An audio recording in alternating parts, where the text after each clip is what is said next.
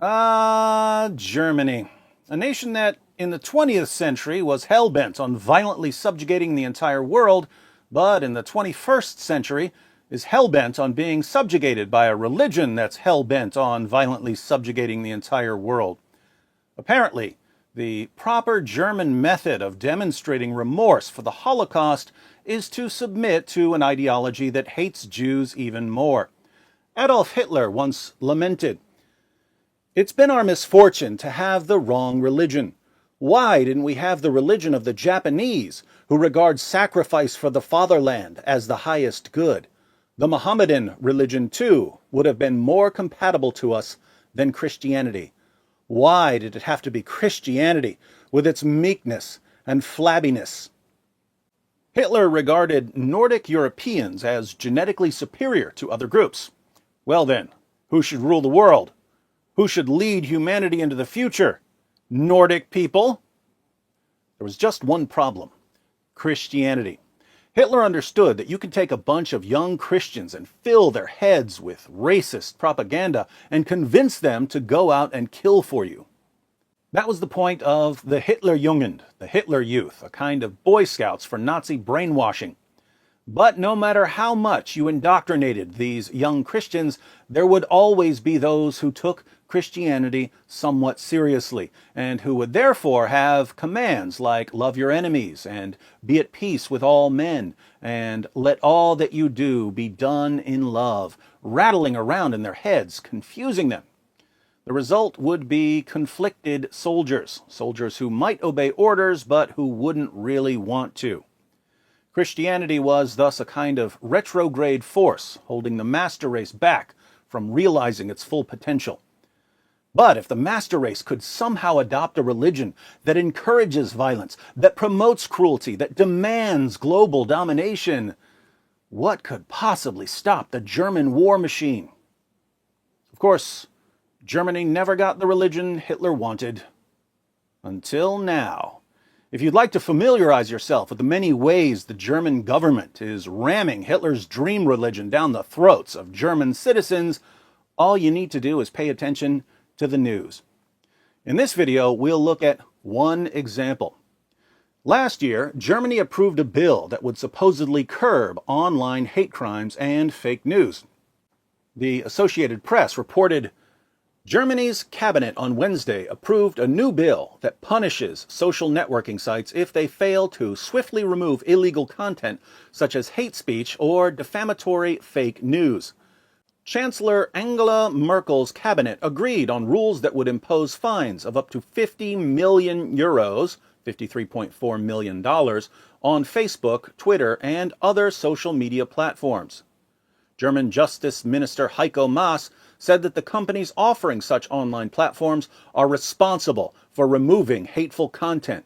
He said the new bill would not restrict the freedom of expression, but intervene only when criminal hatred or intentionally false news are posted.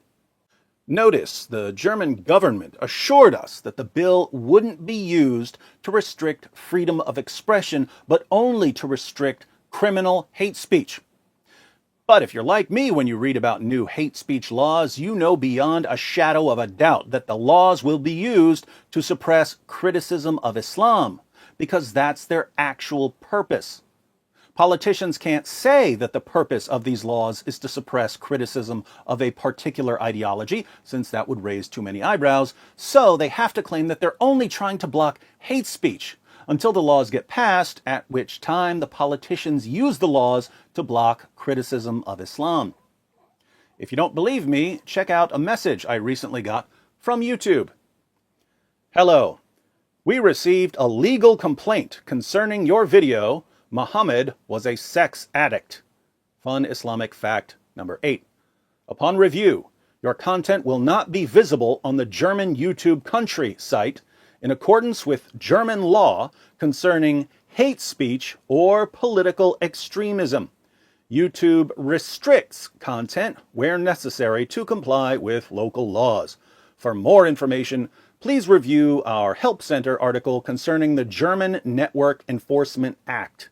The YouTube team. So, whatever the German government means by hate speech, it includes my video. Muhammad was a sex addict, right? Since that video happens to be pretty short, let's go ahead and watch the entire video so that we can understand what constitutes criminal hate speech according to the modern, Western, freedom of expression loving government of Germany. Welcome to Fun Islamic Facts, where I share fun facts about Muhammad and the Quran whenever jihadis go on a killing spree. Sahih al-Bukhari, number 5068. Narrated Anas, the Prophet used to go round, have sexual relations with all his wives in one night, and he had 9 wives. Sahih al-Bukhari, 5215. Narrated Anas bin Malik, the Prophet used to pass by, have sexual relations with all his wives in one night, and at that time he had 9 wives. Sahih al-Bukhari, number 268. Narrated Qatada, Anas bin Malik said, the Prophet used to visit all his wives in a round during the day and night, and they were 11 in number. I asked Anas, had the Prophet the strength for it? Anas replied, we used to say that the Prophet was given the strength of 30 men. And Sa'id said on the authority of Qatada that Anas had told him about 9 wives only, not 11. Notice 3 things about these passages.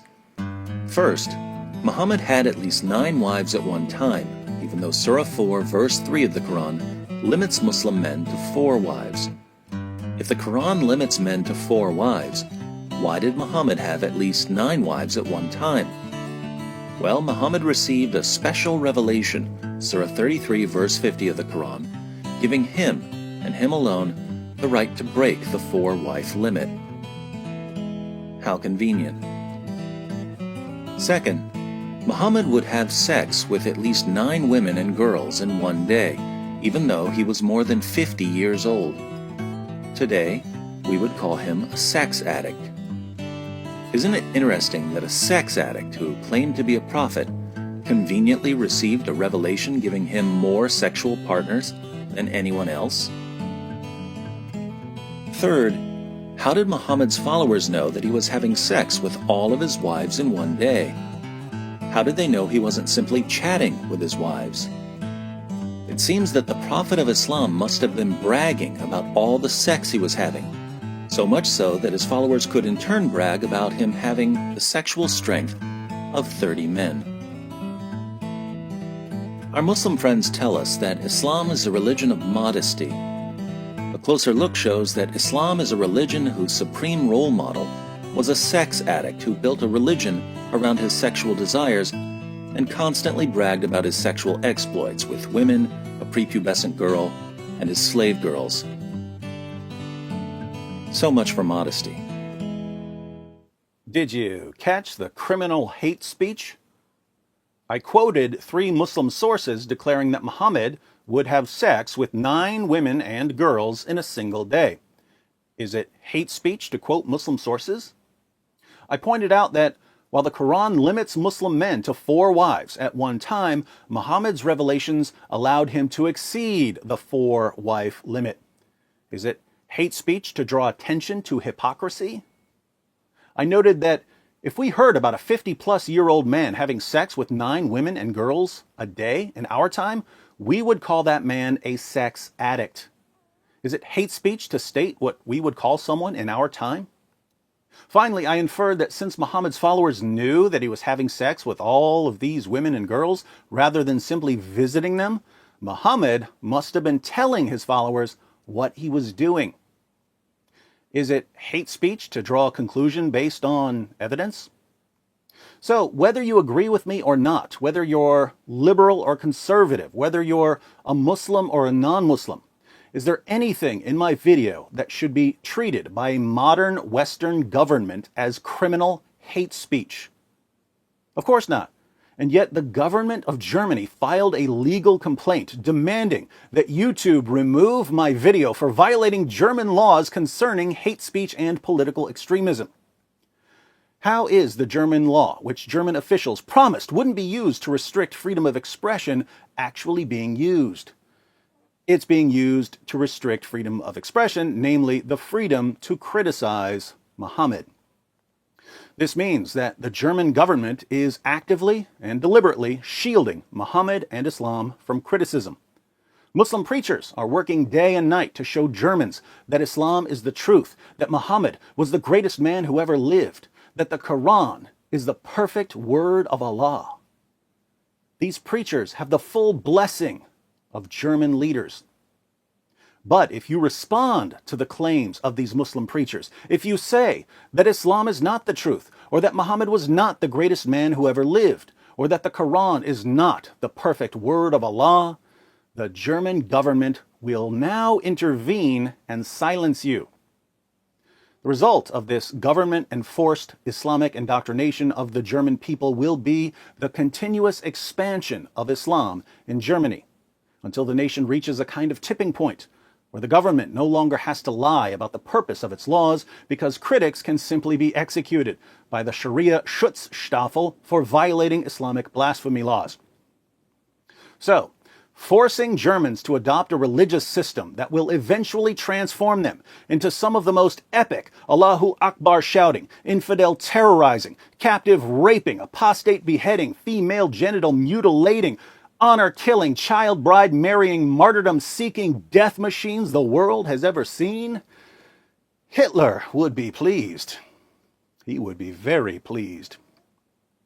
Now, to you Germans who are watching, keep in mind that the clock is ticking in more ways than one. When jihadis find out that your leaders are enforcing Sharia blasphemy laws, they'll smell weakness and they'll demand more submission. And there's no way your leaders aren't going to back down like the sniveling cowards they are. So I'd say you're about a generation away from singing Deutschland, Deutschland unter Islam. In the meantime, the clock is ticking on the information that's available to you. The 21st century version of book burning is blocking websites. And since no one has ever burned books like German leaders, we can only assume that they'll be the masters of blocking websites as well.